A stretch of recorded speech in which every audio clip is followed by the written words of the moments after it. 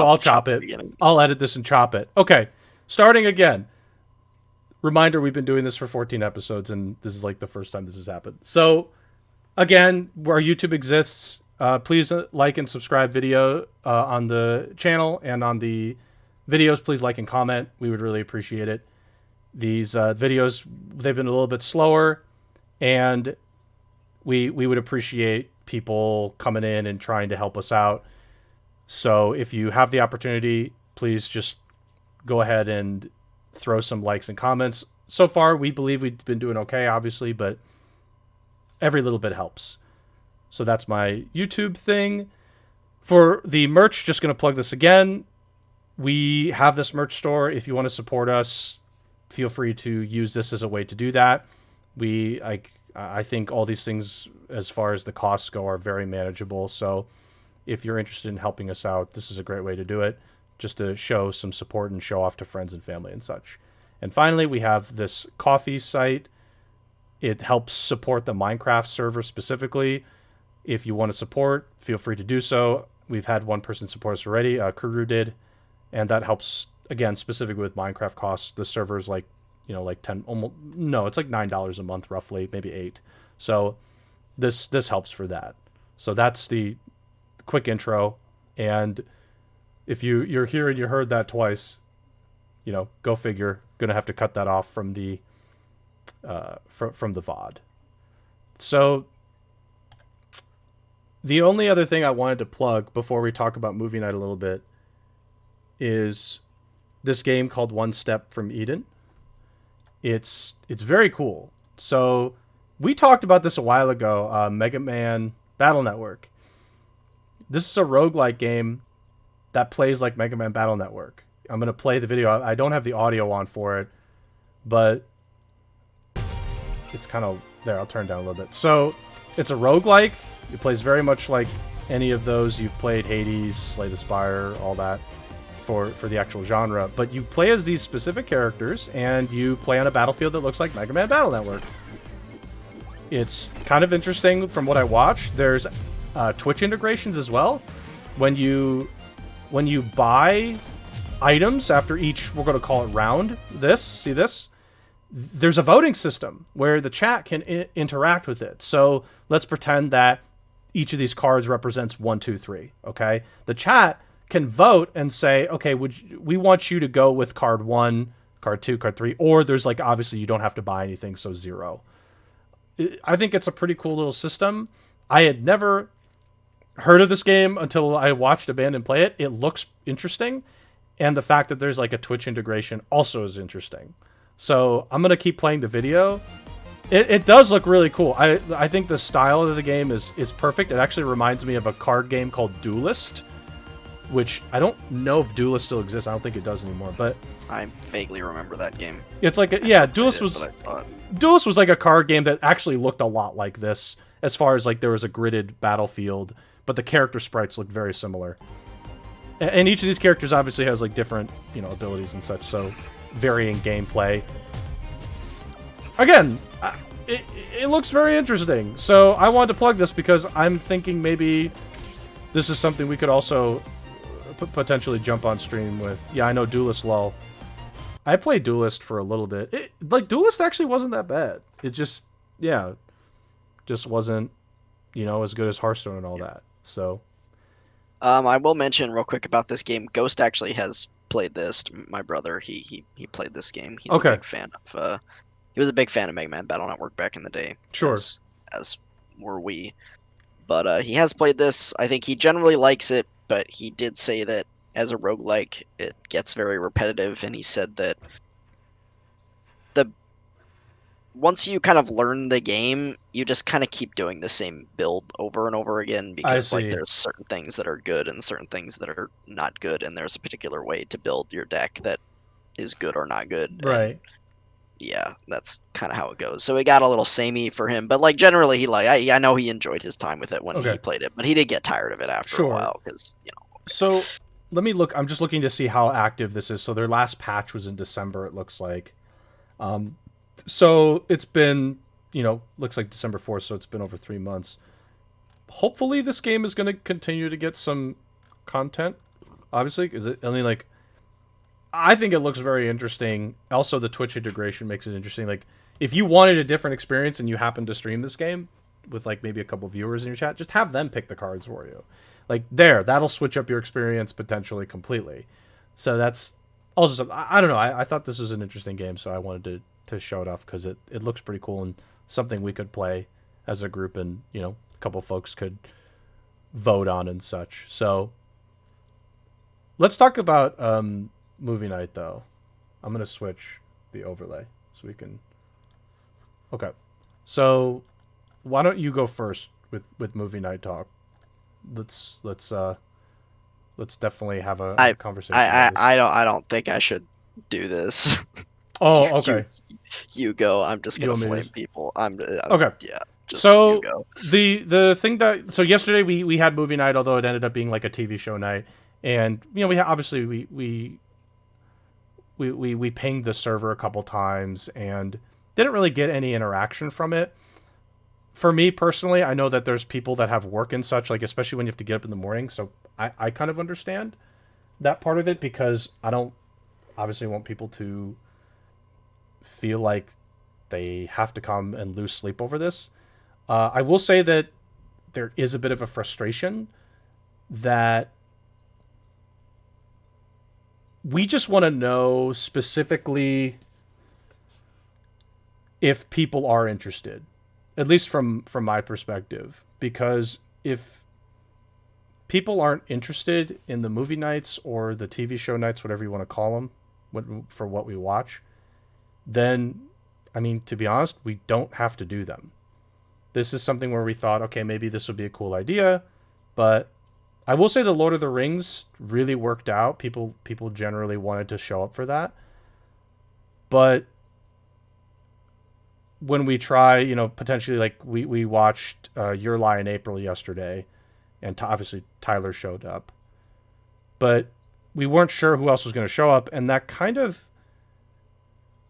makes us confused because, at least from my perspective, like, just as an example, like that night in particular, I could have done homework. You know what I mean? And obviously that wasn't my preference. I would much rather do like a movie or TV show night. But if people don't want to go to these things, like, you can just say so. It's okay if you're just like in the server and you are signed up for the movie role, and just say, "Hey, look, I'm not going to show up this week, or I'm busy, or I got work, so no." Because then when we get a head count, we can understand, okay, if it's just going to be Spoon and myself, or if it's going to be Spoon, myself, and Tyler, maybe we can kind of change how the TV show or movie night goes. We can sort of switch it up.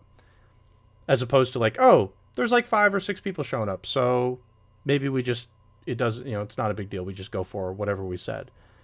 But if we get nobody responding, number one, then we have no idea what people are interested in. Number two, Spoon and I are like, okay, well, should we even do it? Because then, yeah, frankly, we can do other stuff. When we go in and we go to start, we're like, well, how long do we wait for people to show up? Because we don't know if people are going to show up or not. Last night there was a little technical difficulty with the website, but yeah, sure. Anyways, we got it figured out. But and for me, and I mean, I mentioned this to Otto last night in the call when we did movie night. I'll be honest, it's maybe an irrational hatred. It's a pet peeve of mine. I just hate being ignored more than anything. Like, Otto pinged the server on sometime over the weekend. It was Friday or Saturday, I think. Like that, yeah. About the options and what the thinking was, and I get it if you can't respond the same day. I get it. People are at work. People are busy. Whatever. It's fine. But if we don't get any response over 3 or 4 days, that's when it's really starts to irk me, to be honest. And again, we put out a couple more pings yesterday asking if people were going to show up or if people are coming, whatever. And again, just radio silence. I would much rather hear, "No, I can't make it," than nothing. Right. The thing that, for me, I think for me, I'd rather hear, no, I can't make it. I'd rather know a head count, at least from my experience, because then I can like do something different that day, and I can change my plans. Yep. When, for example, Kate comes home from work around that time, and fortunately she has her own work that she does at night, so it's not like this is a big deal. But if we just decide, okay, look, we don't have the head count, maybe it's just, again, Spoon, myself, and Tyler, and we just decide, hey, maybe we can just move this to a different day or something, or we just don't do it that Tuesday night. I'm able to shift my plans in a way that works better for me. But when we don't get like a head count, it's definitely like, maybe we should signal that as we shouldn't do it. Number two, it's confusing because we don't know if the schedule is actually poor. We're like, oh, maybe Tuesday actually wasn't the right day because we thought it was Tuesday, and people's schedules changes. That happens. That's super. But if we don't know that, we can't plan around that. Sure. If your schedule is changing and you still want to participate in movie night, please let us know. In one way or another, you can DM us if you want, or just post in the movie night channel. Hey, my schedule's changing. I can't make that time anymore. Or maybe it's just that week. Like, oh, sorry, I can't make it that week because X, Y, and Z. Yeah, sure. And I know the Tuesday night thing was, and Try had mentioned this to us, just for Try in particular. He had told us that that's a bad time for him because it's late on the East Coast. 7 p.m. Pacific is 10 p.m. on the East Coast, and he has work during the week. Mm-hmm. So that's completely understandable. So yeah, I mean, maybe we need to change it, but yeah. So I think all this is boiling down to is, look, one of two things. Either you guys, the schedule's bad and maybe we should be more flexible. That way we can sort of figure out what best day works for more people. Or if you're not interested, just say so. If you don't want to watch Your Lie in April, again, for whatever reason you have, just say, hey, I don't want to watch this. And then to us, we can say, okay, people don't want to watch this kind of show, maybe, or they don't want to watch this kind of thing. That's actually super helpful because it that's seems useful information. It's like we won't suggest something like that again because they're not interested. It's fine. Because Lord of the Rings seemed like people were very interested in just hanging out and watching, but like then we threw something. So I mean, we put up a variety of options. Oh yeah, we did on that initial ping. So it wasn't just Your Lie in April. I mean, that was on there, but right. And so I don't. Yeah. Go ahead. The frustration is not knowing. Again, if people aren't interested, let us know you're not interested, so we don't waste our time and yours, and we don't annoy you with countless pings for movie night. We're pinging you guys. If you're not interested in movie night anymore, in general, if you're not interested in doing movie night at all, let us know and we'll remove the tag from you so you don't get pinged. Because I imagine either you've muted it by now or you're just ignoring it. Which, if you've muted it, what's the point then? Then we'll just remove the tag from you. Just remove the tag. We'll just take the tag off. It's like there's no point. It defeats the purpose of the tag. So, okay. Anyway, for whatever it's worth, we like doing it and we would like to keep doing it, but it's just like, okay, well, if people aren't interested in showing up to it, why should we waste our time doing it, basically? Yeah. So anyway, let's move on from movie night. We can sort of put in the server and such, because it's like, again, there's like, honestly, if we don't do movie night, I could just boot up a stream. Like, I could boot up a stream. Either of us could boot up a stream, or to be honest, spend my night playing Ys or something I need to play. Or I could just boot up a stream of Xenoblade. That way I can catch up on the game. So I still played some Xenoblade last night, but in any case, I think we've said our piece, or is there anything else? Rant over, I suppose. Yeah, rant over. I mean, we could I want to rant about Google's freaking ads at some point. Just like I'm going nuts over it. So let's switch over to some game news, because there was quite a bit. So let's hop on over here. Oh, hey, look, the overlay. Good. So BlizzCon was this past weekend. I'm actually going to move some stuff. And when was it? It was Friday. We watched Friday's opening ceremony, right? Yep. So in the opening ceremony, I feel like the focus was heavily on Diablo and World of Warcraft. I mean, like, there was nothing about Overwatch. There was nothing about Heroes of the Storm, which obviously there wouldn't be. And there was nothing about StarCraft. So the heavy focus was on these two games. They talked about Diablo Immortal, and then they talked about Diablo 4. They had an announcement for a new character. I'm not going to play the audio on it. I'm just going to find, like, where the new character got shown here. It's like this whole cutscene trailer thing. So here's the character. So they have this new class, Rogue. And, oh yeah, we had Overwatch 2 models, which I just laughed at. I was like, wow, good job, Blizzard. You really changed them. So the new class Rogue was Diablo 4 was what got shown for that. And then Diablo 2 Resurrected was shown off. They showed improved visuals. They also talked about how they did emphasize they left, like, certain bugs in the game. At some point there was like a talk, and they're like, yeah, we're going to leave certain things like bugs in the game, and there might be some cleanup, but Diablo 2 Resurrected will, for the most part, besides the updated visuals, feel like Diablo 2, which is, I think, good. This is coming out on PC and consoles, so Nintendo Switch, PS5, and Xbox Series X or S or whatever. Which is, I mean, they did that with Diablo 3. They ported that to console. Blizzard does this with, like, pretty much all their games now. I guess the RTS, like StarCraft and Warcraft, doesn't really make sense for consoles, so they don't do that. I guess HOTS isn't on console either. No, it's not. Yeah. Really, it's just Diablo. They've been doing this with, and Overwatch, of course, because it's a shooter. But, yeah. So this is getting ported. You can actually pre-order this now if you wanted to. There's like a tech alpha opt-in, which I opted in for. Who knows what'll happen from that? But the only other thing that occurred at BlizzCon, which I'll mention, and then we'll discuss all these different pieces. Metallica played at BlizzCon at the end of the Friday opening ceremony. And Twitch DMCA'd out. To avoid DMCA, they played like some weird 8-bit music over this. Which is...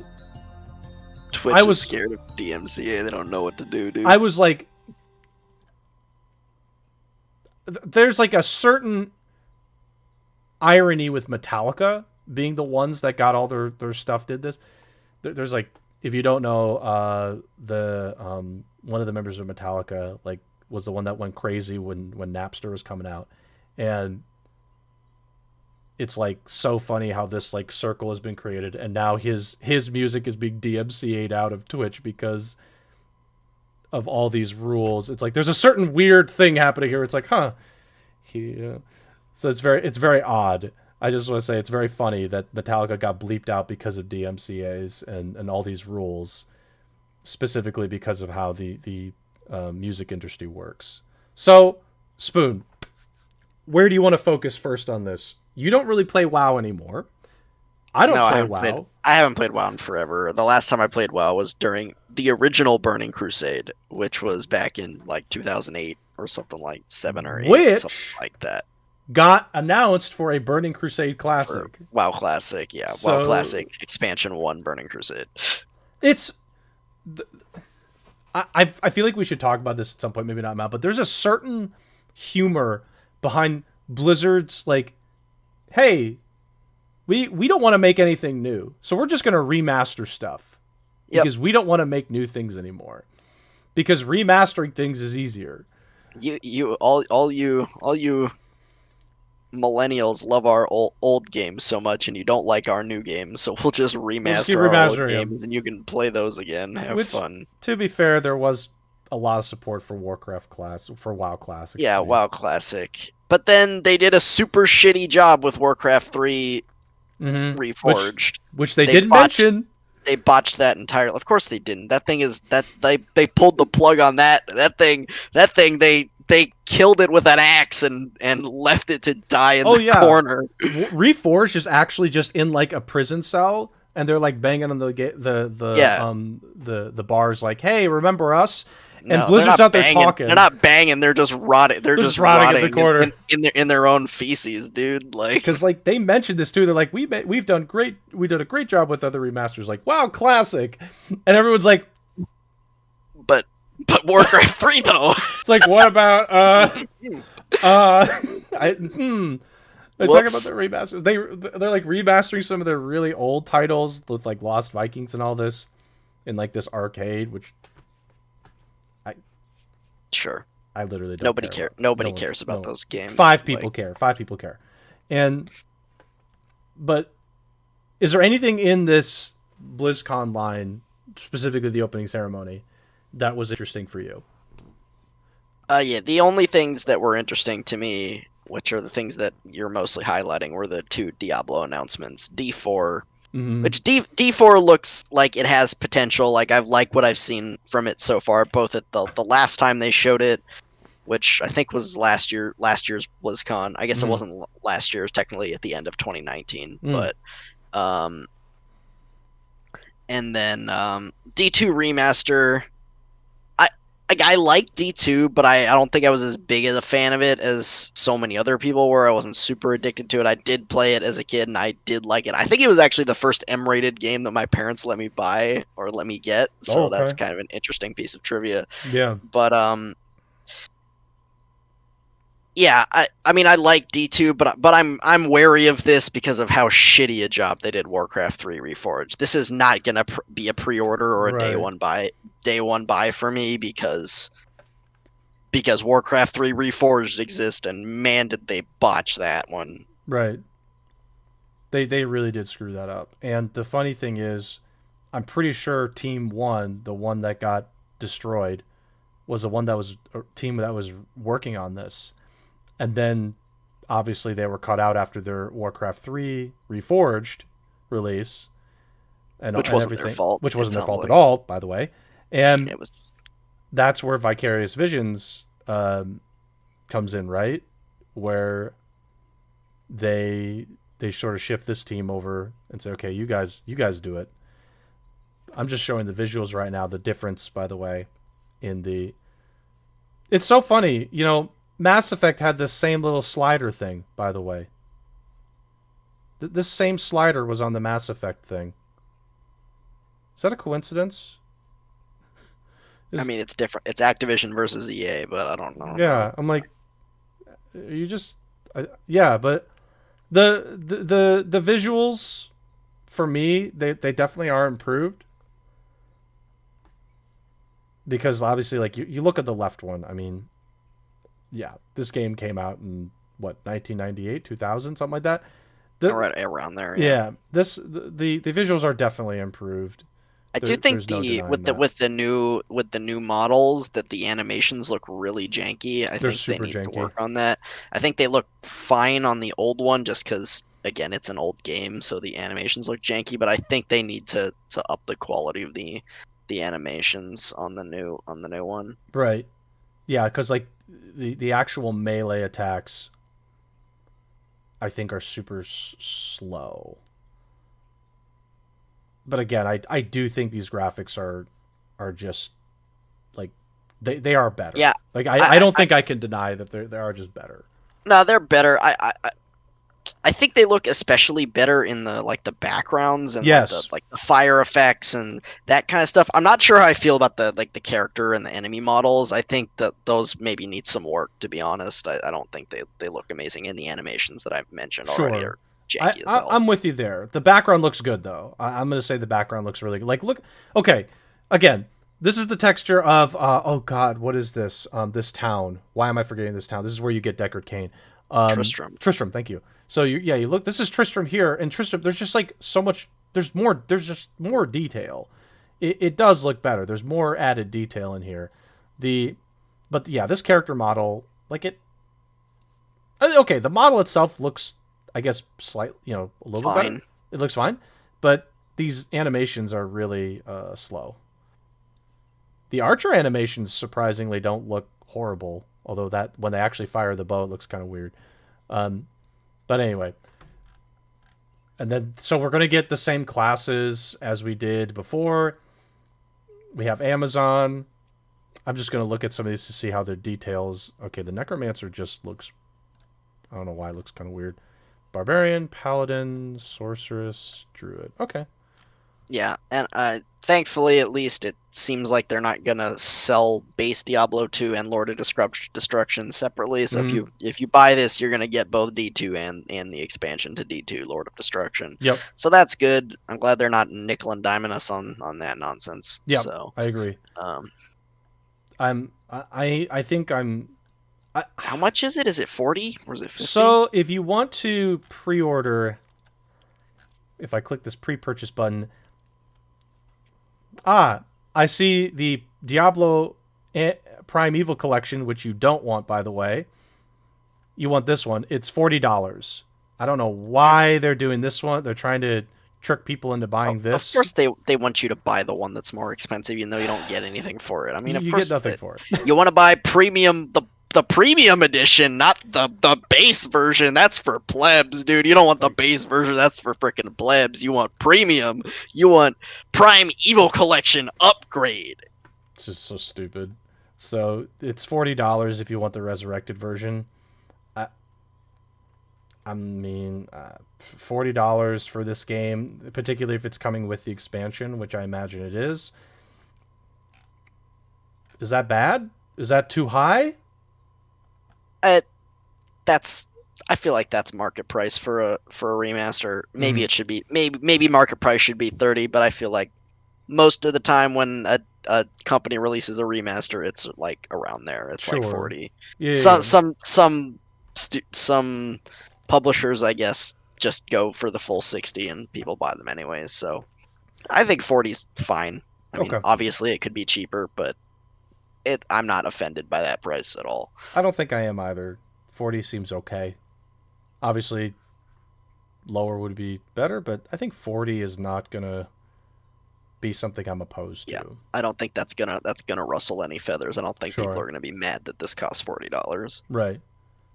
So, I think they showed Diablo 4 gameplay during BlizzCon 19. Because, which was the last one. It was the end of, it was like in November of 2019. So, a little more than a year ago. There were, I will say, some design changes compared to Diablo 3. And so we're looking at this new class. I don't think the rogue has been in Diablo since Diablo 1. It wasn't in Diablo 2, obviously. It wasn't in Diablo 3. So they're bringing this class back from Diablo 1. I mean, this to me, again, I played Diablo 1 a touch, like I tried it, but I had played Diablo 2 before I played Diablo 1, so Diablo 1 felt like shit compared to Diablo 2, so I didn't like it. This class, just from what they showed in this trailer, just looks like a mix between the Amazon and the Assassin from D2, basically. Just punch those two classes together and you get this. They 100%, by the way, they made this one outfit for the character. It looks exactly like Assassin's Creed. And it's this white cloak. And I was like, I saw this in the trailer and I was like, that's wow, it's okay. I mean, I'm like not opposed to it, but it looks just like exactly like the Assassin's Creed type character. But yeah, I think I definitely agree with you. It's a cross between Amazon and what you would get with Assassin. Again, not a bad thing at all or anything like, right? I mean, maybe they spruced in a little Demon Hunter from D3 as well, but it's your dexterous rogue ranger archetype type thing, right? This is, by the way, I just noticed this in the trailer. There's a moment where you see this enemy. This looks like Andariel from D2. Just want to mention that. Looks a little bit like that.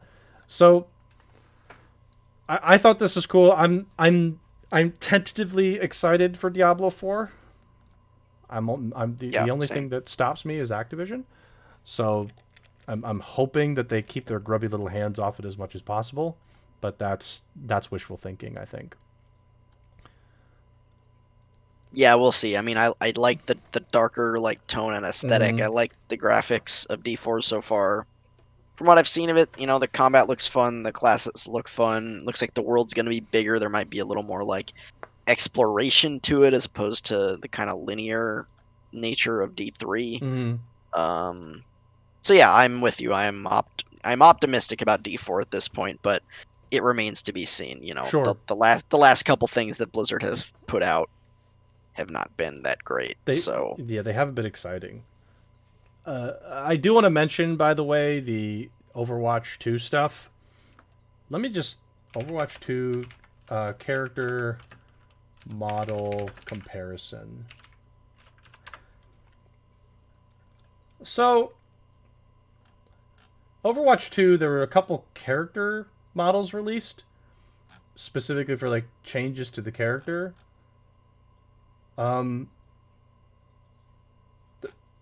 They're like, okay, I don't expect a lot of difference, but there's a couple that I just was like, Blizzard, nothing's like hardly anything's changed here. Okay, I'm just gonna show it on screen. You tell me if you see much of a difference. There is a difference, obviously. I'm not gonna discount that or like say that there isn't, but like, again, I don't know what I was expecting, but I don't think I was expecting, like, for example, with Mercy, the there is like minor changes. Yeah, they changed the color palette on a couple of things. I just like, the colors look a little sharper in general, and they yeah, changed her hairstyle slightly. That's yeah. about it, though. Here's Winston. There are minor changes again. I honestly like the Overwatch 1 one better. I think the Overwatch 2 one looks like shit. This is Tracer. Again, just a slightly different, I guess, pants and a little bit upgraded chest. A little more detail. A little bit more detail. Here's Genji. They gave him a sweater. Sorry, it's not a sweater, but like they gave him a sweater and sweatpants. He's just chilling now. There's Try's favorite Mei. Different boots and yeah. I mean, like I don't know what I was expecting, and I'm not like big into Overwatch really anymore, but I think Lucio's actually was quite a bit different. Yeah, Lucio looks cool. There's Lucio a lot more looks so color. There's good. a lot more color in him. There's a lot more color. I thought Lucio's changes were actually really interesting. The one other one we didn't see was Reinhardt. That was Reinhardt. I think Reinhardt's is pretty good too. Like they just removed the helmet, but there's a little bit more detail on his armor. Like, I think this is like fine. Like just get the helmet off. This is way more interesting, at least to me. So I don't know. I don't know what I was expecting, but there weren't that many changes, and I think I don't know if people liked it or not from what I saw, but I just like when I saw the images, I was just thinking there really isn't a lot of changes here, and I don't.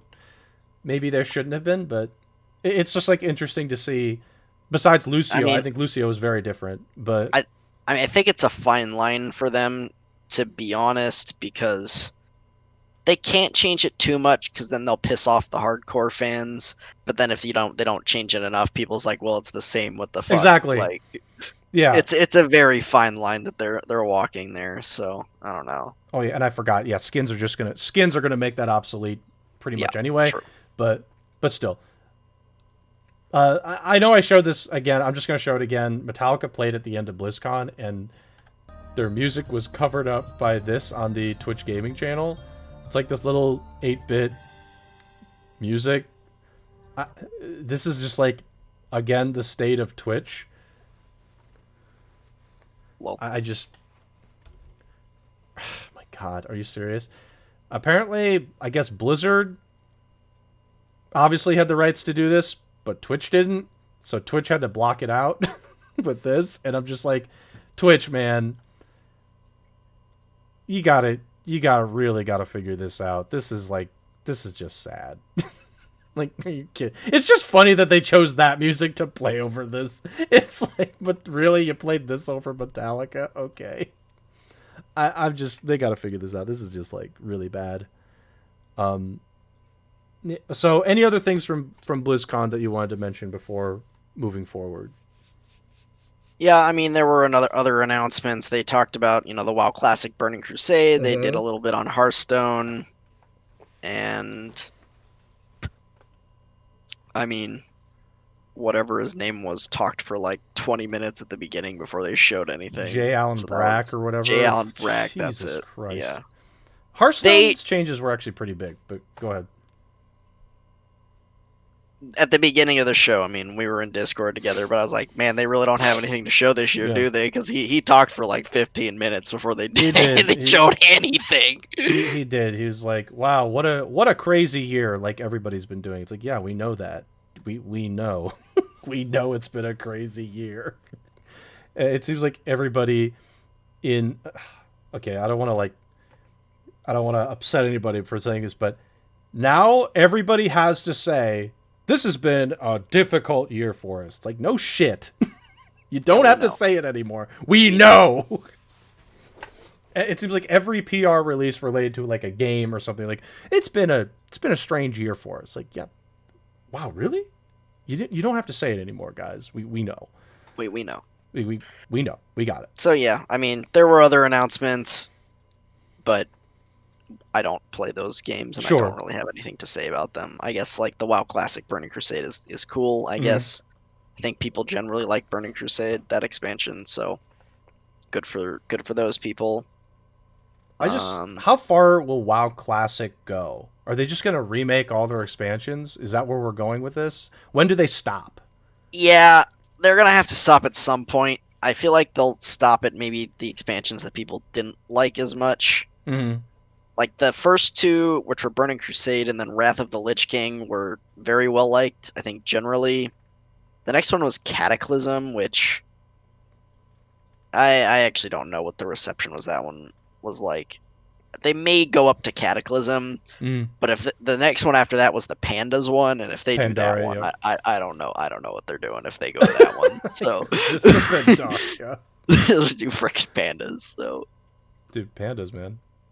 So okay, just curious because like again, I've never played WoW and like I don't know the reception of all these. I just know at this point it's like every other WoW expansion has been well received. The most recent one, Shadowlands. I don't think I heard bad things about that. But I heard bad things about the previous one, which was like Battle for Azeroth. Yeah, was the one before. Which was the one that was like hyped. It was like you're gonna fight Alliance and Horde are fighting against each other. It's like okay, sounds good. So, okay, let's move on from BlizzCon. Again, just mentioning it, I saw nothing from HOTS, and the HOTS channel on Twitch was playing everything but HOTS. Over the weekend, which I was just like, are you serious? And I mean, like, I don't think StarCraft, I don't know what they talked about for StarCraft. I mean, StarCraft 2 exists. There's still an esports scene for StarCraft. I think it's probably mostly in Korea now at this point. It's probably pretty much dead over here in the West. But, I mean, StarCraft 2 still exists, but are they going to release StarCraft 3 or any real new content for StarCraft anytime soon? Yeah, very unlikely on that one. Don't hold your breath. We will not, I don't think we're going to see a StarCraft RTS. Like, coming out in the next 5 years if they release a new thing for StarCraft, I doubt it'll be an RTS. It'll be something else because RTS is just not a popular genre anymore. Just not there. It'll be a BR game. Oh God, please no. it'll be a BR game. Okay. I don't even know where StarCraft goes from here. Actually, it's kind of interesting. It's like I love the universe that is StarCraft, but I don't even know where that IP goes from here. That IP, like Hearthstone, actually made tons of changes. They changed how the it's like the core set now, which is the sets. Before, you always got these like everybody always had these like set of cards that made up the classic, or like kind of like the classic set, and they changed it where the classic set's going to start rotating things. So there's going to be like this core set, and this new set is going to be open to everybody. Everybody will get it for free, no matter what. So it's going to be like this rotating list of cards, which is actually really good because it makes the game more interesting. But also they added like a Slay the Spire roguelike into the game. Hearthstone's been just piling on extra game modes onto just like Hearthstone. There's tons of game modes on that. They have obviously Battlegrounds, which I think is well received. Duels, which in my opinion is not a good game mode. I think they messed up that one. But they messed up that one because the balance was crappy. I think the game itself was interesting. The mode itself was interesting. They just messed up the balance. So we'll see how this roguelike goes. It could be interesting. Hopefully it's not like Duels where it's actually like a weird PvP. I mean, Battlegrounds is PvP obviously, but like kind of in a different way. But yeah, hopefully this is like a single player game mode. I don't want this to be PvP. So that was Hearthstone. Those were big changes. And they had like some new expansion. Yep. Okay. Alrighty then. BlizzCon, moving on from that. Amazon's New World. This is an MMO that they're making. This is probably the only interesting game that they are making. Has been delayed again. It's now coming out towards the end of the year in early fall, August 31. This was supposed to come out originally. I have it here, May 2020, and then August 2020, and then spring 2021. There was actually no preset date. It just said spring 2021. And now the game is going to be launching in August 31st. There will be a closed beta starting July 20th. The last time they did closed beta like this, it was pre-order folks only, or if you got a specific invite for it. They didn't just, you couldn't just sign up very specifically. There's like either you basically had to pre-order the game to get in. Again, I've mentioned this. This is an MMO game. It's set in this like colonial style. And it's like a mixture of survival and MMO because it was supposed to be a survival game, and then they changed things. I would say that this is, again, probably the most interesting title that Amazon has coming out. It's clearly more interesting than Crucible, and I know that there are people interested in this. And this game, I think that you purchase the game. I think it's like $50, and they're adding some more content to it. From what they've said, there's like some extra like specific content with like, I don't know if it's raids the appropriate term, but they're talking about dungeons at some point, which is pretty normal for an MMO. But this getting pushed back again. I can't tell if it's good or bad in this case now. The game was clearly not finished when I played it, and I played it in like April of last year or something like that. It definitely had problems, but like, I don't know. We'll see. I'm hopeful that this is good for the game. I do think the game could be interesting. It's got like interesting qualities. So adding this here for the fact that I've talked about it, and also it's like Amazon's only interesting game at this point. So well, yeah, they killed their Crucible. their studio. Mm-hmm. Well, didn't they shut down their development studio too? No, that's Stadia. That? No, that's Stadia. Oh, that was Stadia. That's right. That was Stadia. I got them mixed up. My bad. There was some other stuff that was kind of screwed up with Stadia also, which we'll talk about later, that I want to mention. It's an MMO. It's an MMO without a subscription. You purchase the game. Oh, you buy the game. You just purchase the game. MMOs usually you have to buy the game and then there's a subscription. So. I'm guessing there will be a subscription model. I mean, it's just like, I'm guessing that's what's going to happen. There will be something there, but it may not be required to play. We'll see what kind of monetization's in this, but I think this could eventually have a subscription model. And if it does have a subscription model, it's like, okay, well, how do you now, like, assuming this is a popular game, like, how what expansions are coming out? Is it going to be like, WoW, where you purchase an expansion but you still have the subscription? What's going to happen? But again, I think the game is interesting. It wasn't terrible when I played it. It certainly wasn't the best thing that I played over the year. It had problems, but there was some cool stuff about it. I will say this, like, it's an MMO, so of course the quests are going to be what they are in an MMO, but the quests weren't the worst in this game. Normally you get like a bunch of fetch quest crap, right? It wasn't as bad as I thought it would be. There wasn't as many like lame, we'll say lame quests as I thought there would be. There was definitely more like combat oriented quests, which was good from what I had experienced. So, okay, Anthem is officially dead. They're gonna keep it alive. They're gonna continue to keep the live service running. I don't know why. I really don't. Just kill it. I don't know why. There's probably a few people who still play, but maybe within a year or two they'll shut it down. So they were supposed to make this decision last week, but they ended up making it this week. We've made the difficult decision to stop our new development work on Anthem Next. And it's obvious that EA said, okay, I think we're done. This is too much money to invest in this kind of game right now.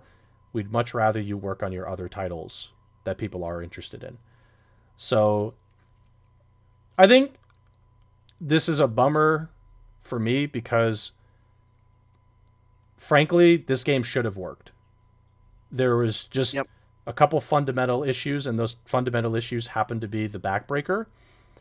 But this game should have worked. It really should have. It should have worked. The development issues are obviously part of that. But this had a foundation. There was some really poor execution on certain things. So again, here's their 2020 was a year like any other. Again, we know that. I don't know why you're saying it, but they're saying that COVID could, it's a factor. This has nothing to do with COVID. But everybody but everybody's saying it. They have to say it. Yeah. So there there's a couple of things where this will be disappointing to the community of Anthem players. So I'm sure all dozen of them will be upset, but the game will still be playable for however long EA decides to keep paying for the servers to be alive, and that's it. Anthem is officially dead. Again, feel like this should have worked, but yeah, it didn't. Oh, go ahead. EA's cutting their losses on this one. I guess they either didn't like what they saw from whatever update they had to show, or it was just taking too long and too much money for them to want to pour more money into it. I'm sure they had some sort of analysis on, whether it was going to be worth it to them or not, and they determined that it wasn't worth it for them. No, it certainly wasn't. I agree with you. We talked about it, I think, last week or whenever the last time we talked about this was last week, because when they were talking about maybe killing it, we talked about it briefly. Yep. Yeah, the skeleton for Anthem, the idea was really cool, but yeah, the execution was exceptionally poor. And yeah, if they were just given more time or, had better organization on the team or whatever happened with this game, it could have been really cool. And I'm a little bit sad as well that we won't see what would have been the actual real version of Anthem, which would have been this update that they were working on. Sure. So yeah, a little bit unfortunate, but so it goes. EA is a company, and they are there to make money. And if they determine that this was not going to make them money, then they're gonna kill it. Right. So. And I think like Anthem Next wasn't going to be the thing that brought this back. It would have had to have been monumentally amazing. It really would have, because like nobody wanted, just like saying the word Anthem was gonna rise some folks to a shudder or make people upset. Like there are a lot of people that bought this game that at this point just got burned, and anybody who was interested in Anthem Next, I'm sorry, but I was hopeful that maybe they would try one more go, but I'm not surprised that EA just decided we gotta cut this thing. That's how they do it. And plus, EA's been investing really heavily into mobile gaming. They bought another mobile game studio for like 1.3 billion or something. Oh boy! So they bought 2 mobile game studios now, I believe, which is insane. They just like they're buying mobile game studios. They're going in mobile, heavily into mobile, which isn't surprising either because mobile games make tons of money and there's not as much overhead. Okay. Moving on from Anthem's demise. This will be a Stadia focused conversation. There's a couple things to talk about here. I don't have the article for it, but apparently, I think it's Phil Harrison who's the head of Stadia right now. He's heading up Stadia, and before the development studio for Stadia shut down, he sent this email out saying that they were doing a good job and to basically keep up the good work. And then a week later, he shut it down. This was something I heard and I had seen. I don't have the article for it, so I'll at some point I'll have to find the reference for it.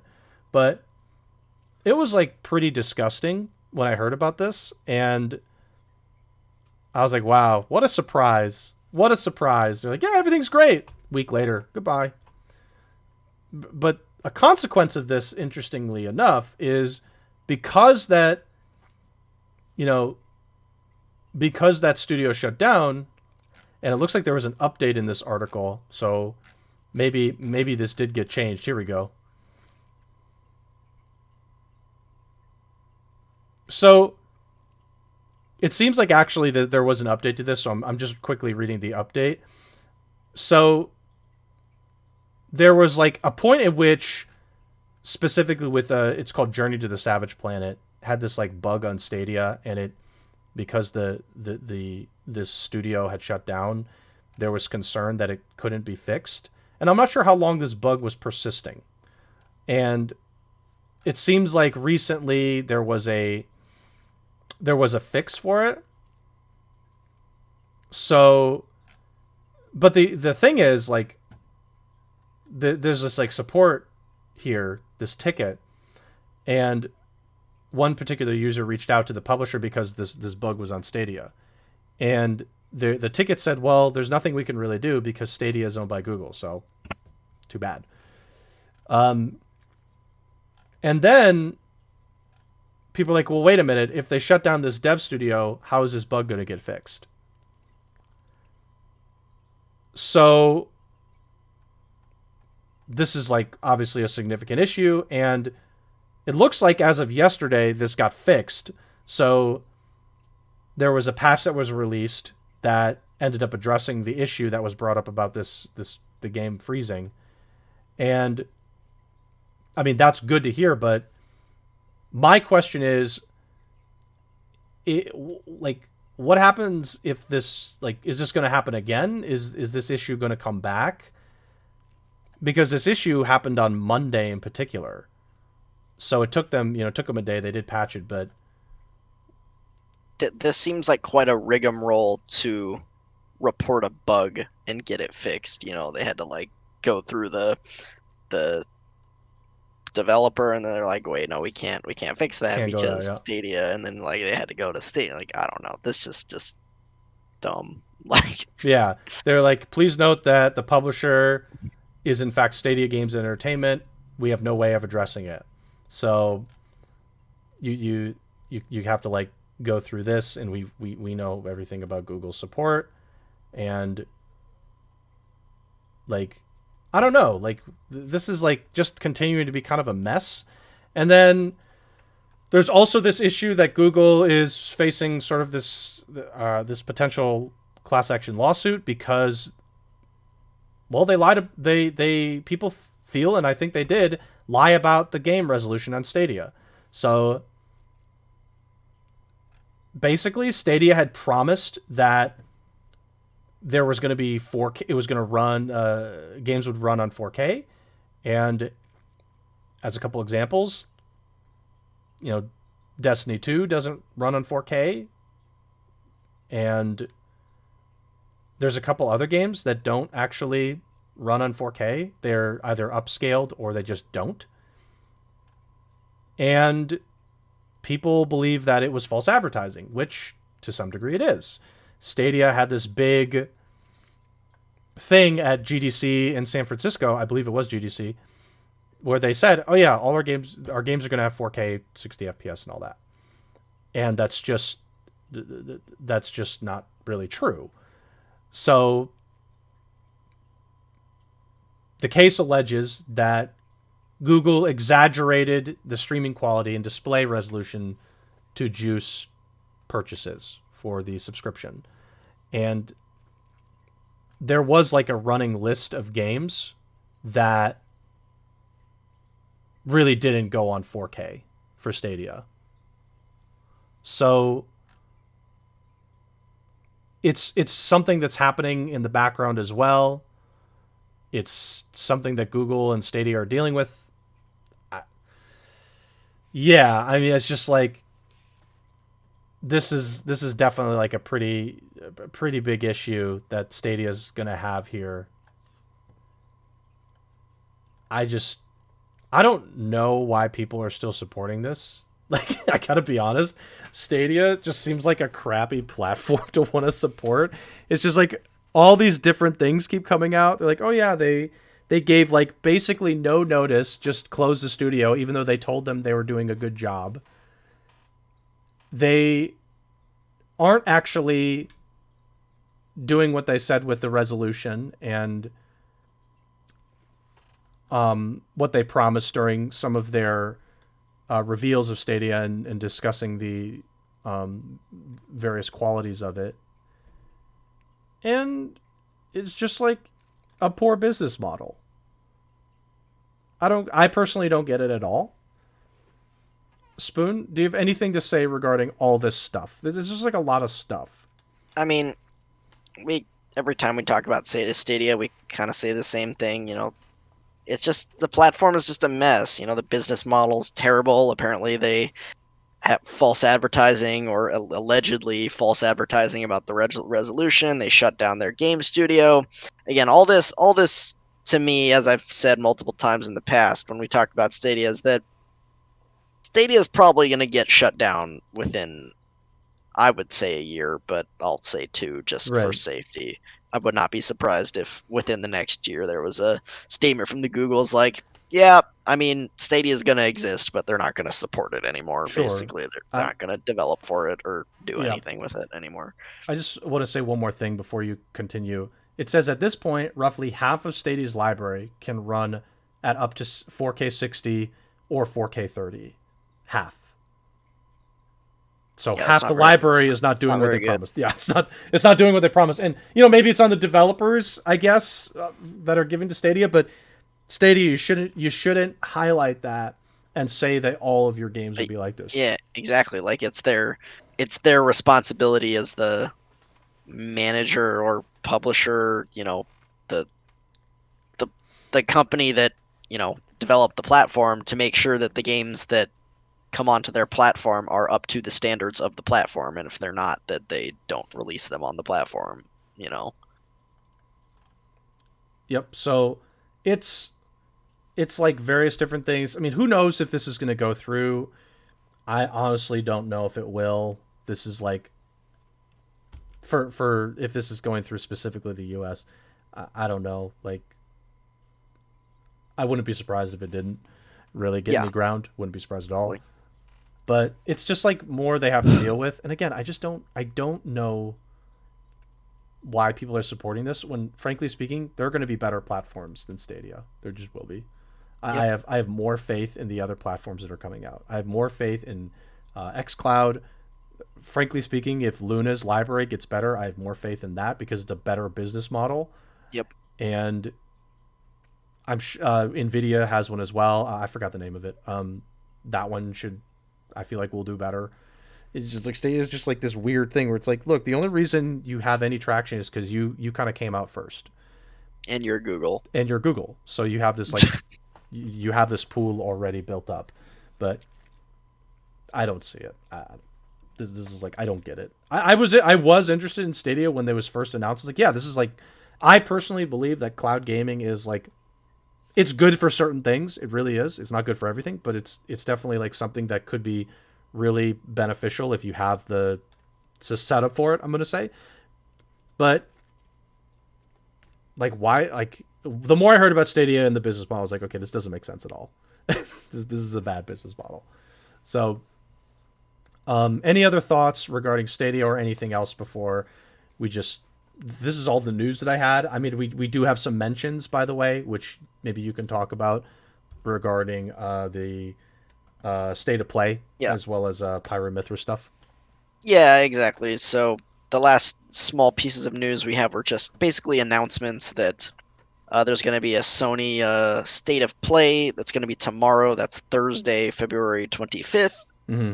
At I believe it's 2 p.m. Pacific time. That'd be 5 p.m. Eastern. Yeah. Both Otto and I have school activities at the time, so we will be unable to restream or participate in any sort of Discord watch party. So that will not be happening on this channel, but I'm sure we will see the news. I will likely watch the presentation afterwards at some time when I have time, and I'm sure we will talk about the announcements on next week's podcast. Yeah. So that's definitely a thing that we'll do.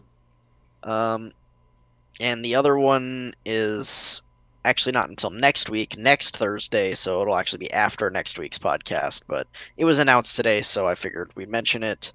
Sakurai is doing the Pyra and Mythra demonstration that he's done with all the DLC characters on next Thursday. I think it's like 6 a.m. Pacific time or something, super early in the morning. Okay. So yeah, I will not be watching that one live either. That's too early. Yeah, that's really early.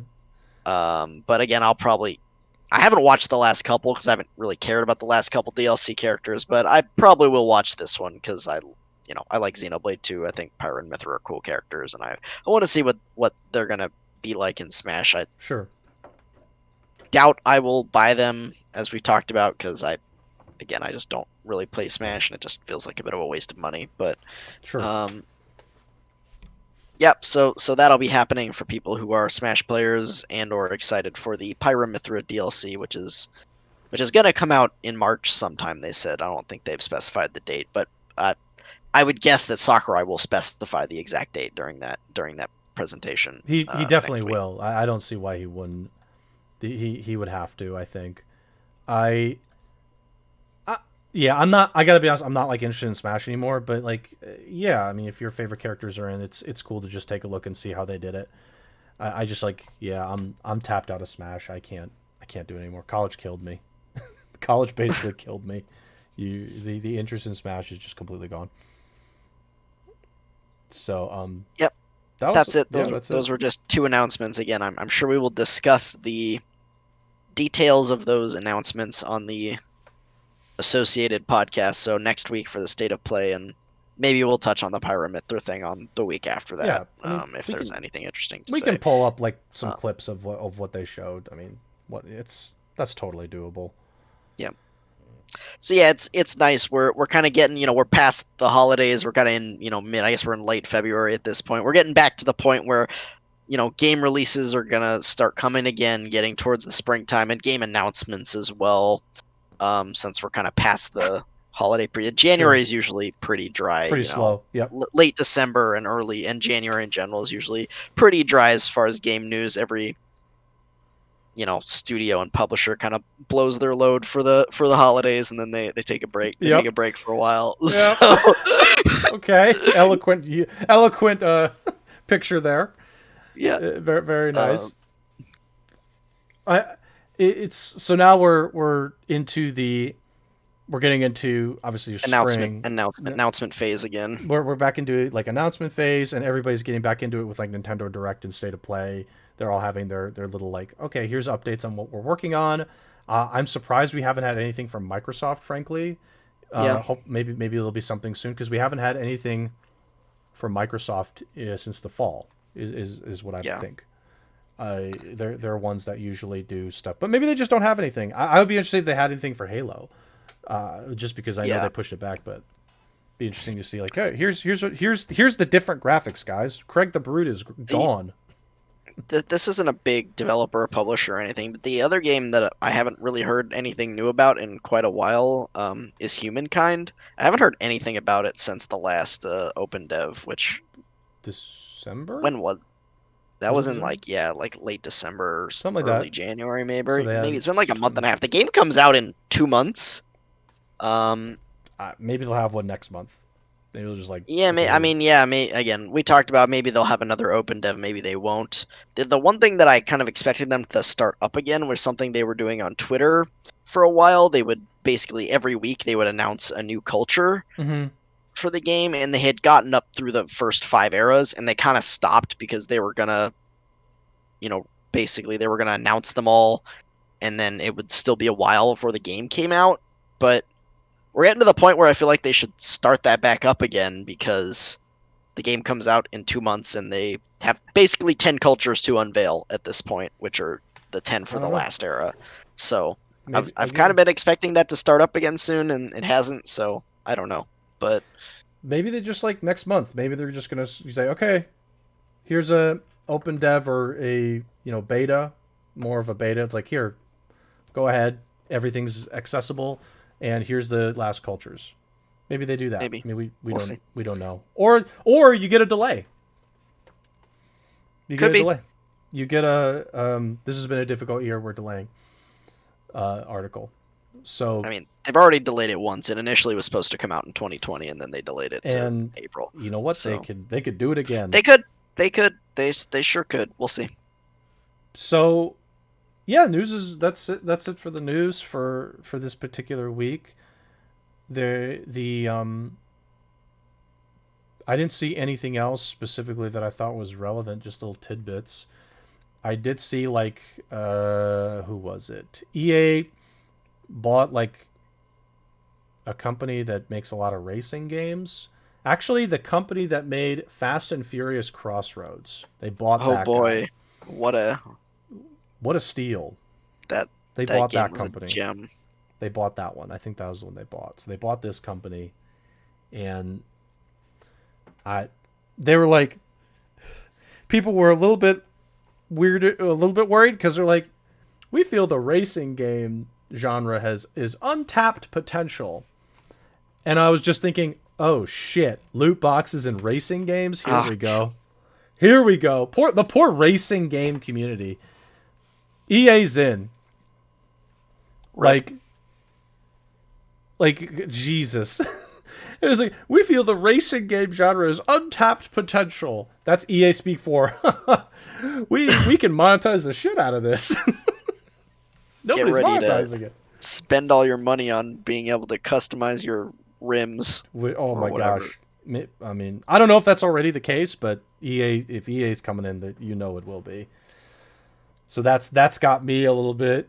I don't really deal Well, with racing games, but I feel bad for that yeah. community because this company had made some pretty solid ones like Need for Speed. I think I don't remember the name of Yeah. the dev studio. I mean there is a lot of car stuff you can loot box. Frankly, you can loot box the Oh car, yeah. They the could loot box the skins. they could loot Like box the that's shit out of that. loot. Yeah, that's GG for that community. So that I mean I felt bad for them. I was like, oh well, there goes that community. So, all right, it's I mean yeah, we're done with news. Can I can we quickly talk about Genshin? Can we spend like maybe 5 to 10 minutes? Let's not make anybody too bored. Can I we don't think we spend need to spend that long. I think we need to spend like 2 minutes. okay 2 minutes? Okay, this event has Sucks. like okay, just going in. Spoon just went in. I'm gonna be a little bit nicer.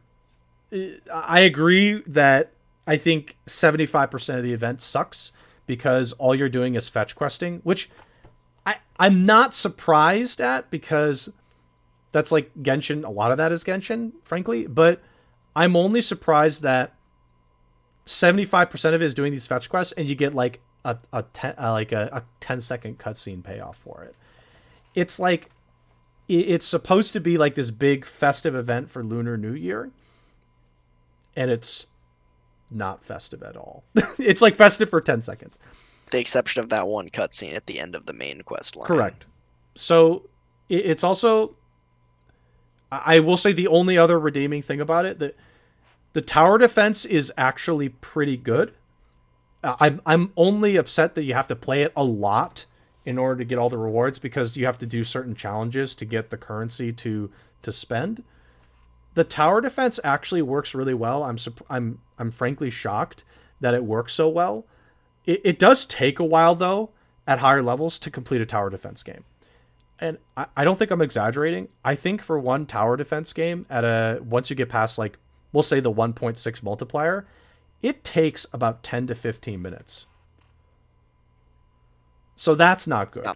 It should take 5 minutes, but it takes like 10 to 15. And the only reason I know that is because when I was editing a video about the tower defense, I noticed that I did 2 tower defense like things, and it took 35 minutes worth of video. So like just it's too long, but the basis is there. They need to change that. And I think part of it is just because the enemies move so slow. So that's definitely a downer, but the basis of it works pretty well. Yeah, that's all I have to say. I think largely it's bad, but there's like a couple nuggets of redemption in there. Yeah, I mean, I agree with you. I'll be honest though, that I completed the main quest, and that was, I mean, most of it was boring, to be honest, but Sure. the last cutscene was pretty cool. Sure. The stuff with Shao, some of the stuff with Shao was all right too, but then there were a lot of like filler, boring crap in there too. So,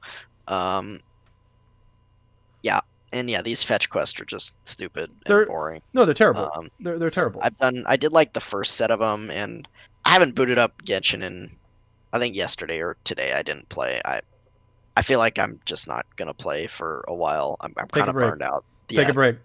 This event burned me out. I'm like, I just need a break. This event has just been boring, and I just don't care. And yeah, I'm losing out on some primo gems and some rewards that I could get from the tower defense, but I'm like, I just don't want to grind this right now. This is just boring, and it's a waste of my freaking time. So I'm not doing it. Like, I completely understand. It's been a downer.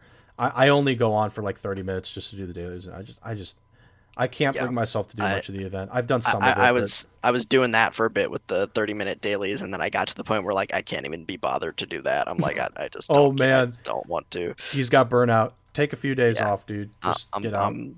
I'm burned out from Genshin for a little bit. If they release, I may even not play again until the next patch, the next main patch, which should be in like 2 weeks, I think. It's like 2.5 weeks, I think now. Yeah. So not too long, ends. But I just feel like I need a break. I was getting to the point where I was logging in to do my dailies, but I didn't really want to, and I was just doing it to do it, and I was like, I'm not gonna. No, I just don't want to do this. I'm not gonna do it anymore. It's stupid. It's not a good banner anyway, and just take a break, dude. It's just like, this event is not very good. Like, again, I played the tutorial for the tower defense, and yeah, I've seen it. It does look decently fun for a tower defense, but I'm like, this looks way too grindy. I don't want to play this 500 times or however long it takes. It just takes too long. It takes like 15 minutes to do it. It's too long. So okay, that's I think that's all we have to say for Genshin. So Try, you can wake back up. And so, oh God, what let's see. Well, I know we want to talk about Project Triangle. Oh yeah, let's talk about that. I know we want to talk about that. Before we do that, I do want to mention real quick, KH2 Rando update. I won my match over the weekend, which most people who pay attention to me know that, which was cool.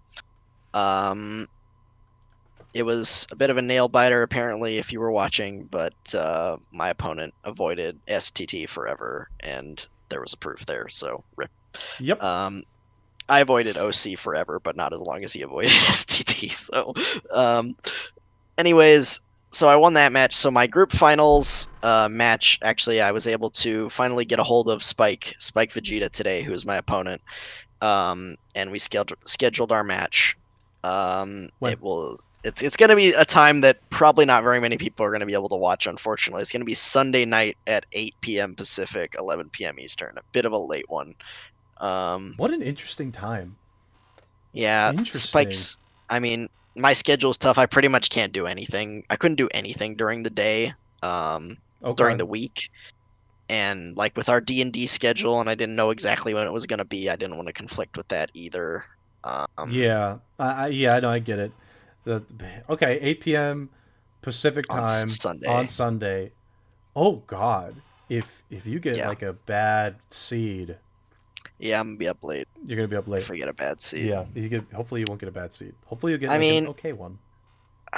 it's been a while since I've had a seed take longer than 3 hours.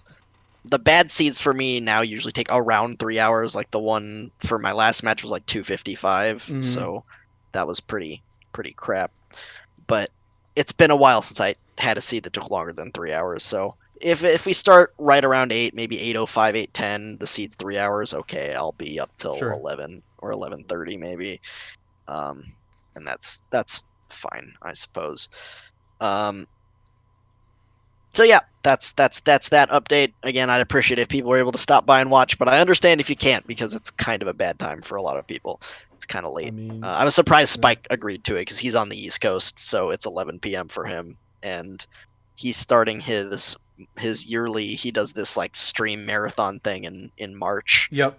With Um, Pi, him and with Pi do Pi. this So like he's thing. starting that on the next day, which is Monday, March 1st, next week. So I was surprised he fricking agreed to it, but he did. So that's when it is. I mean, dude, maybe it doesn't. Maybe his thing doesn't start till like later in the day, and he can just Yeah, sleep in it. I maybe. don't know. Or maybe he just doesn't sleep. I mean, there are people like that. So he just like doesn't sleep that much. Who knows? But yeah, good luck But yeah, Sunday I'm night. looking forward to it. It should be hype.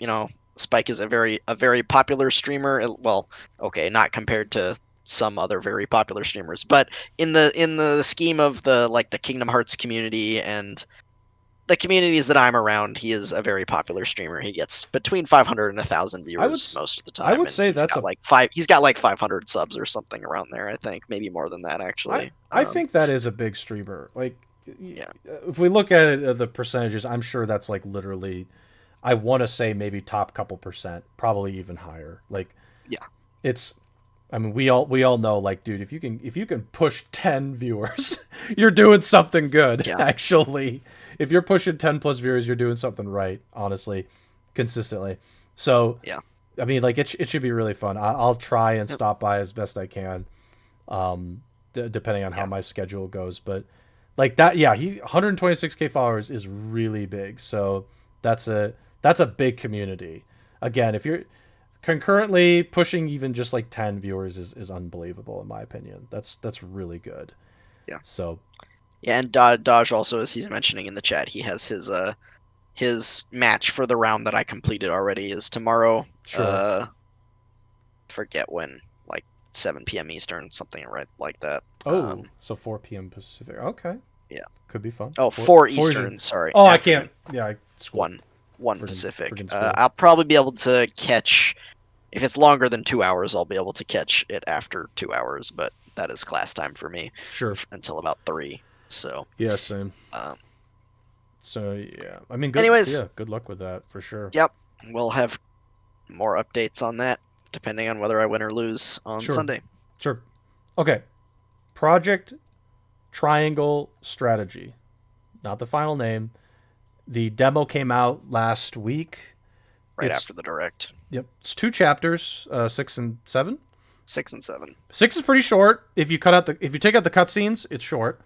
And I imagine I haven't actually gone through 7 yet, but um, I imagine 7's the same way. It's a lot of dialogue, a lot of cutscenes, and then it's just like probably one combat. And you said there's like some big decision that you make, which let's try and avoid the decision spoiler for now. But can we talk about like maybe just the general feel of how the game plays? So, Okay, it's going to be hard to talk about without talking about they kind of spoiled the decision in the trailer, to be honest, if you watched the oh trailer. yeah, then if it's Yeah, that decision, then yeah, sure, yeah, whatever. it's the same decision. Okay, then Uh, whatever. Doesn't matter then. So the well let's go with chunks and let's chunk this conversation. The game itself works on for not its actual combat mechanics. When you play through the game and you go through various different dialogue segments with characters, sometimes you'll have this choice that you can make. And these choices revolve around these three pillars, which are utility, Morality and liberty. And what? Liberty. Liberty, morality, utility. So you have these various different trees, and you don't really know which choice is which. There's no like indicator that says, "Oh, this is morality." You can guess. I imagine you can just guess, but you make the decision. The scales show up on the screen, and you've made one of those three choices, but you don't know which one exactly. And the kicker on this is the story and the characters that join you change depending on what you decide to choose. So I think that's great for replayability. It's also just generally it's an interesting mechanic to have in a game like this. I think it's really good. And I do like that they don't tell you which is which specifically. Again, if you wanted to sit there and analyze which is which, you could probably figure it out. Oh yeah, sure. But as opposed to a game like, let's use Mass Effect for example, that has this Paragon Renegade system, you kind of know like the one in the top right was always Paragon and the bottom right was always Renegade, basically. So yeah, sure. You kind of knew which option you were picking when you were doing dialogue choices in that game, no matter what. To be fair, in that situation too, you could have removed Paragon and Renegade, and you would have known which is which pretty easily. Yeah, to be honest. But still, I get your point. That's true. But this is, these these convictions, as they call them in the game, are they're a little less black and white than, it's not good versus evil, or Paragon versus, like, Paragon was like being the nice guy, being the hero. Renegade, you were still the good guy, but you were kind of a dick about it. Yeah, so, you did your own thing. Yeah. So yeah, these are a lot less black and white. Sure. I think the system is good. I think you get a couple. I think I know in like chapter 6 you get pretty much just one with this character. You just talk to a character and it ends up showing up. And I don't know what happens if you pick the wrong one. The one that I chose seemed to be like, basically was like, stay and fight with us or something, and the character just stayed and fought. I don't know what happens if you choose the others, but in theory it works well. In practice, I mean, we'll see, but it seemed like an interesting system. Yeah, it's different. It's just different convictions, different values. There's a lot of story. You're kind of stuck in the middle of things, so you don't really get all the backstory. Yeah. But there's a lot of stuff to digest. Yeah. I mean, they kind of throw you in at the point of like what seems like the inciting incident or the main conflict of the game is going to be, which is basically your home nation. I think it's called Glenwood. Yep. Is being invaded by the another nation called Esfrost, which is north of you, on pretenses of the king, like, betraying his cousin and murdering his cousin, or some relative of the king, the king of Esfrost. And yeah, they invade and they take over the capital and they execute the king. And your squad of people is you're from Glenwood. Also has these, like, they live like 3 great houses or something, and your main character is the head of one of those 3 great houses called Wolfort. And your gang, your squad, your team has Serenoa, who's the main character. You have Benedict, who's like your advisor, basically. You have Roland, who is the prince of one of the princes of Glenwood. I think he's like the second prince. And then you have Frederica, who is betrothed to Serenoa, but is a princess of Esfrost. Yep. So and then you have a few other people on your team who are like knights and, stuff like that. Other people who serve House Wolfert. And so, yeah, basically you get to the capital. You see this cutscene with them taking over the capital. They execute the first prince. They execute. They don't do it right on the spot, but they eventually execute the king. And you are trying to escape the capital. The Esfrostian soldiers are chasing you. Since you have the other prince in tow, you are escaping the capital. Basically, you are fleeing the scene because they want to capture the prince. And you're overwhelmed. You're completely overwhelmed. Yes, you are overrun by enemy soldiers. So yeah, I mean that's the scenario for Chapter 6 basically, and that is the battle that takes place in Chapter 6. You're kind of on a bridge, which is like I guess it seems like the entrance to the city. Like there's a river and there's a bridge, and you're trying to escape the city basically. So yeah, I mean that's the scenario for Chapter 6. There's a lot of dialogue. There's a lot of cutscenes. There's definitely some political intrigue going on and some additional details that's hard to pick up again since they kind of just throw you in the middle of it. It seems like from one of the cutscenes that the main character, or our party at least, knows something about what happened to this relative of the cousin, of the Duke, and that basically he's invading on false pretenses. What he said happened didn't happen, basically, and we know that, but only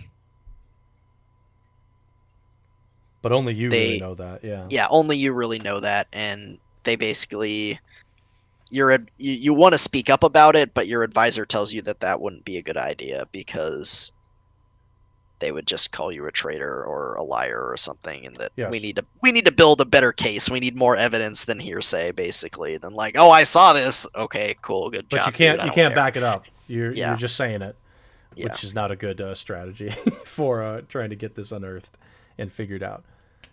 And they just throw you in here, but you get this situation where this city's being invaded, and you know it's under false pretenses, but they end up invading and taking over the city, and you're trying to escape, and you end up escaping on a boat. And then the guy who's like one of the knights, I think I forgot his name, Sir Maxwell. Sir Maxwell, that's it. He ends up like covering your escape, but he dies. Or they show him die. There was a lot of blood. There was. Your assumption is he's dead. Your assumption is he's dead, but we didn't see the body, so I think he'll come back at some point. I really do. I honestly, I hope he doesn't. Yeah, I hope he doesn't too. But I think he will. I know how they do these things. I hate. Sometimes I just get super annoyed by it. It's like, okay, cool. You didn't show it, so in like 10 or 15 chapters down the line, we'll be in a big bind, and he'll bail us out or something like that. He'll come to the rescue. He'll come to the rescue, and then he'll join the party. You're just like, okay, cool, thanks. He'll come back as a robot. I hope so. Actually, I hope so.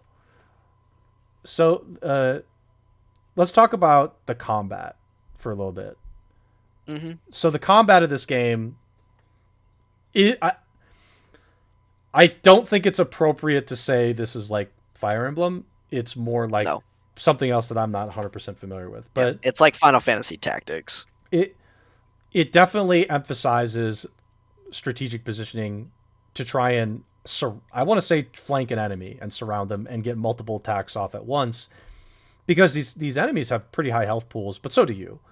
So it kind of emphasizes, okay, if you want to take out an enemy, you might want to surround them or just overwhelm them. At least focus fire on one enemy. You don't want to be attacking like 5 different enemies from a bunch of different positions at the same time. You're gonna get overwhelmed. And it doesn't go well. It's not like Fire Emblem where you can just take whatever your OP character is and send them and have them kill the entire army by themselves. That's not gonna happen. It doesn't work. Yeah, it just doesn't work. You gotta really focus fire and flank and be a little bit more strategic, tactical, in this particular instance, which is appropriate. I think they said, again, I thought they said somewhere, they're like, we've increased the difficulty. So I didn't see that message, but Ghost played it as well, and he remembered seeing that message too. So I guess I missed it, or I didn't read clearly enough. I don't know. Apparently, they upped the difficulty for this. I mean, like, I won't say it's overly like, this is ridiculously difficult. It's not that hard. Yeah, because like a character can fall and it's fine, relatively speaking. It's not like the mission's over. Permadeath does not exist in this game. Yeah, you don't lose the character. Or at least in the demo, it doesn't. Fire Emblem. If you play Fire Emblem, it teaches you to play strategy games a very specific way, where you don't let anyone die ever.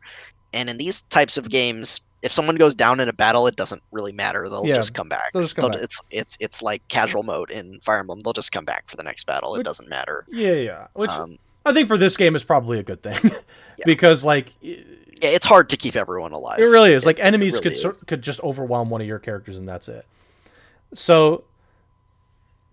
Oh yeah. Can we talk about mages? The class balance is a mess. It's really a mess. It's terrible. The mages are terrible. Yeah, the mages are really bad. I was like, wow, these guys suck. These mages are terrible. Like, I'm pretty sure I saw a mage with like a fireball ability with a range of 1. And I was like, what? Why is it range 1? It's a fireball. That's like a fire touch. Maybe I read it completely wrong, but like yeah, that's a lighter. You just there you go. Like the ice mage, he has this like ice wall ability. He has his ice wall ability. Yeah. It's like a can go vertical and horizontal. Hey, did you use it? I did actually use it a couple of times. So in the first mission where at the end of the map there's enemies spawning behind you and you're running away, I ended up having my ice mage being kind of behind the rest of my party, so they were chasing down my ice mage, and I ran away and I just walled them. I was like, nope, go away, fuck off, stop. So like I didn't use it. I thought I was like, man, I should really do that, but like I don't know. I was like, okay, well, I guess I'm not doing it. Yeah, I mean, it's a situationally useful. I used it on the second map a little bit as well. Like, I used it a couple of times to like split enemies apart. So like a couple enemies I had a choke point, and a couple enemies like charged at my choke point, and the rest were behind. So I walled behind those enemies and cut the rest of their force off. From that makes sense too. Reinforcing. I used it that way. It's a useful ability. My problem with it is the targeting on it is very restrictive. The way you can position it. I see. You can only position it horizontally in relation to your character. Yep. But only like starting on the vertical that he's on. So like whatever direction he is facing, it has to be on the line that he is facing in, and it goes one square out from the square he's facing in. This is very hard to explain, but so yeah, it goes out horizontally in the direction he's facing. Okay.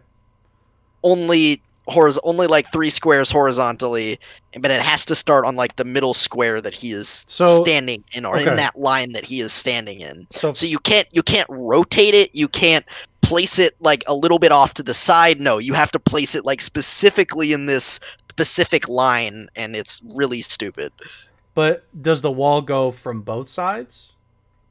Or is it just like, okay, if I face forward, the wall goes forward. That's it. If you face forward, the wall will appear the wall will appear again like horizontally in front of you in a width of 3 squares. Mm-hmm.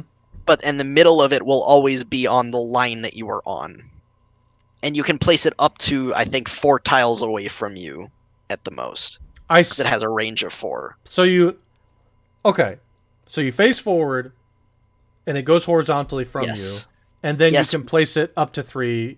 Like what Tyler is saying, it's a T shape, where he is the vertical line of the T, and the wall that you can place is the horizontal line of the T. Okay. But you can place it. You could place it on the square directly in front of him, or up to 4 squares away from him. But the mage is always on the vertical of the T. Okay. And the wall will go 1 square out from the middle, like the sides of the T. Okay. This is interesting execution of this ability. I just wished like the way you had to position it wasn't so restrictive. I wish you could rotate it or place it, on a different axis compared to where he was facing. I don't understand why it was so restrictive on the way you have to place it. Okay. Because I was like, I tried using it. I was like, I don't get this. This looks weird. I'm just going to not use it. This looks It's situationally useful. Sure. If you find a use for it. There's a lot of times where it's not useful at all. Okay. what was her name again? The one it was Frederica, Frederica. the fire mage. Yeah, Frederica. Yeah, I hated her. Yeah, she sucks. Yeah, she's terrible. I was like, I think she died in both maps that I yeah, played. For me. she's terrible. She's terrible. She's absolutely awful. I can't emphasize enough. It was like a fireball ability, and I was like, okay, yeah, cool, we can like fireball mage. No, there was like no range on this. So I was like, oh, yeah. My biggest problem with the mages were their movement is 4, which is terrible. Basic infantry units had 5, and the mounted units had 6. Oh yeah, they just get chased down and you're dead. So their movement was terrible, and the range on their spells was also 4. It was terrible. So it was terrible. They had to be in range to be attacked. So if you didn't have anyone in front of your mage, the melee guy's just gonna chase you down after you do a spell. It's terrible. They need more range. Their basic spell, which granted is an AoE, it's a cross-shaped AoE, so it hits 5 squares, which is pretty standard for this type of tactics game. Those those spells are that type of AoE. Costs 2 TP, which is the resource in this game. Yeah.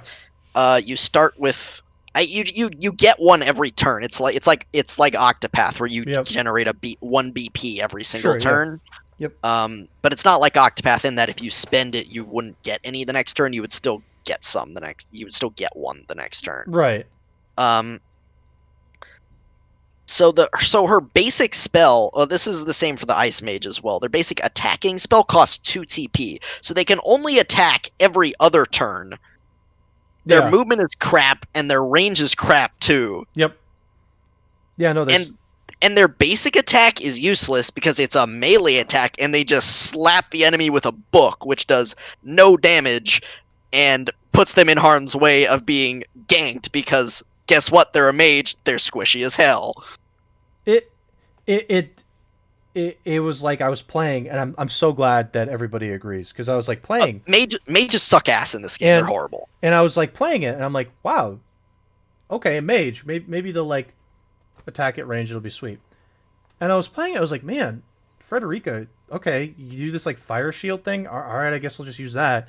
And then with the ice guy, like I didn't use the wall, so I was like, okay. His like ice attack was like okay, but I was like, man, the range on this sucks. Like, what is going on?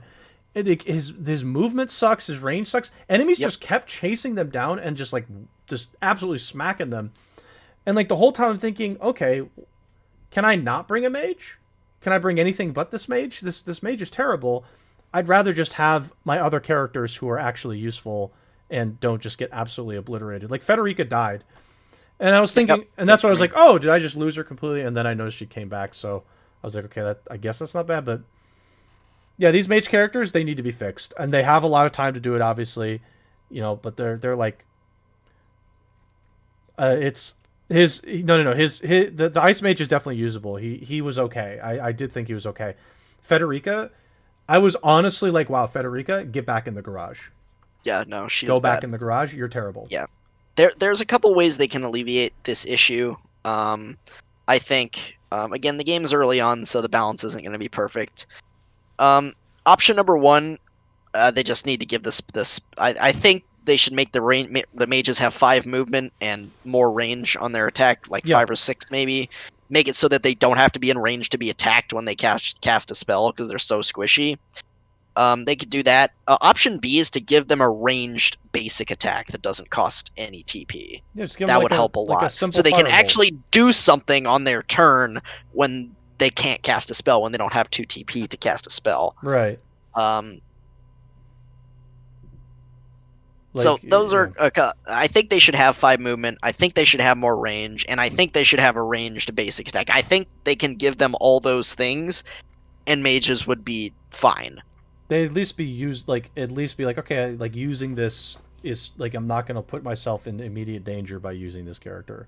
Or give them a basic offensive spell that costs only 1 TP, like a single target thing that costs 1 TP. Yeah, I'd be okay with that, because they can use it every again. turn, it needs more than the range of my dick to frickin', Okay, no comment there. Okay, we don't have tons of time, unfortunately, because I got to go to class soon. But yeah, was there any other additional stuff with Project Triangle strategy that maybe you liked or didn't like, besides what you just said? Despite us kind of crapping on the game there, I think generally the combat's really fun. Yeah, I like the idea of it. The strategy is good. The rogue character, I think it was called the Spy. She was OP as shit, like just Which ridiculous. one? Which one? Uh, I forgot the name. I think her name was Anna. Her class was like Spy or Rogue Oh, or okay, something like something that. like that. She could stealth. She could just like stealth and never be hit by anything, and she got 2 actions every turn. Oh yeah, I remember So that. I that remember was that. dumb. Yeah, That was that character was dumb. ridiculous. That was a ridiculous character. I was like, oh, Yeah, this is that nice. character was OP. Um, yeah, the class, and then like the melee characters, like Roland felt really good because he was tanky. He had good movement because he was mounted, and he had a bunch of like range stuff because he had a lance. He had like a charge move. He was super good. The shield guy was like kind of useful because he was tanky, but he did no damage whatsoever. So I didn't really like You him kind of very just like much. sit him in front of things and like hope he can like because I think he had a taunt ability, so you kind of just put him in the middle of the enemies and like taunt and put like some shields on him or something, Yeah, and just like okay taunt and just hit this guy instead. That's like yeah. I mean obviously that's what you would want, right? To And protect then your crappy mages. the MC's stats were just good. Like the melee characters in general were strong. Yep. His two TP ability, the Hawk Dive or whatever, that thing just did a lot of damage. It was Like really good. even if you didn't do like I think it did more damage if you were on like higher ground or something like that. Even if you didn't have that, it still did a lot of damage. That move was just good. It was really Um, good. I agree. That was a great move. and then the flying archer lady she was okay. She didn't do very much damage, but the utility of having the mount and she had like a blinding arrow and an arrow that like could stop enemies from moving too. So Those she were had good. some utility type ability. She was pretty squishy though too. So again, most of the characters were fun to play and cool. Mages were awful, but generally it was fun. I think the game has a lot of potential. The only other thing that I really didn't like about the demo is the villains. Oh, they're just so generic and so just like Doctor Mean Bad and like Evil Empire. We're just gonna like it's just such. I think the story has potential. I like some of the political intrigue. I like our main cast of characters that we were dealing with and like the choices we got to make there. But the villains were just super uninteresting. They were just like it's like evil Duke is invading peace and good land I and I am taking over. now knowing this game and knowing how these types of games could work. We were in chapter 6 and 7. I don't know how early that is in the game. I imagine that's like super early because it seemed like those chapters were pretty short. Again, assuming there's no, we take out the dialogue for a second. Like, we don't know how many chapters there are. This could be just like the very big. Obviously, this is the very beginning. Maybe it's just like the precursor event. Maybe there's a bigger bad. Maybe you have to kill God. Who knows? But there has to be more to this than just like, okay, they invaded the capital and they've taken over. There's going to be something else to this, and I'm hopeful there is. I'm just kind of assuming there is. Yeah, I am too. But like just from this vertical slice that they gave us, the villains were not in. They were just very generic.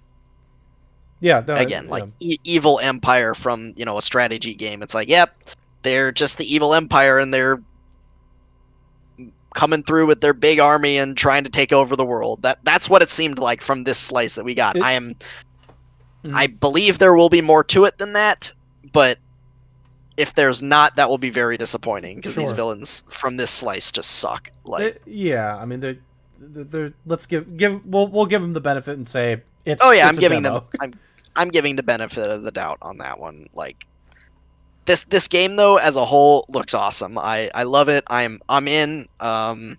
I will be playing the next demo whenever that comes out. It'll be quite a while, and I will likely buy the game day one because Octopath was awesome. And with the exception of my few gripes that I made, I had a lot of fun with this demo. I think it's great, and I played both. I played both routes as far as the choice went, and there was the events were very different, and there were two different battles depending on which route you took. Interesting. I think we'll see. For me again, more demos is obviously going to be good, but yeah, I mean the game was fun from what I personally played. The battle sequence it's going to take a little bit to get used to because it's different from Fire Emblem, but it's not like it was an overhill like climb to figure out. It definitely wasn't. Just a few combats and you'll pretty much get it down. So, okay. Unfortunately, we have to end because I got to run. I got to sprint to class here. So, let's do a quick conclusion for those of you that are kind of showing up here towards the end. As a general reminder, we have a YouTube. There's going to be a Xenoblade video for tomorrow. I edited that one down from the 3-hour stream to 45 minutes. So it's basically just the boss battles and like 1 or 2 other moments in there. The boss battles will retain their cutscenes and such. So if you just don't want to watch the cutscenes, you can just skip them if you want. It's up to you. I just left them in there. For the YouTube as well, oh, no, not YouTube. For the stream, tomorrow the Rainbow Six folks are going to be on. They're going to be doing more of like a community game session. So folks from various different servers that they're from, and I will be joining for an hour. So we're going to be playing Rainbow Six Siege tomorrow. Same time they usually play. So that would be 5 p.m. Pacific time, 8 p.m. Eastern time. So if you're interested at all, if you want to see me absolutely dominate in Rainbow Six Siege for the first hour, please feel free to stop by and hang out. And the last thing I wanted to mention was, for those of you that are interested in movie night and such, please, you can obviously go back and refer to the very beginning of this video, but please be sure to let us know if Tuesday's still okay and what we should be watching in the future. We watched Your Lie in April yesterday. If anybody's here is interested in watching that more, please let Spoon and I know. If you want to watch something different, you should also let us know so that we can figure out movie nights, because we're looking to figure out like if people A are still interested, and B when the most appropriate day and time is, and what the most appropriate movie or show is. So please let us know all those things, and continue to support us in ways that would be, sharing our podcast and our streams and all that with friends and family. So anything else before we hop off, Spoon? Nope, I think you covered it. Okay, perfect. So thanks everybody for those of you who joined us and said some stuff in the chat. We appreciate that. We'll be back on the podcast next week. Rainbow Six folks are on tomorrow. Possibly Xenoblade stream this weekend. I'm hopeful there is one. Just depends on how my schedule works out personally. So have a good rest of your evening, and we'll see you guys tomorrow, hopefully. Yep. Night. Night, everyone.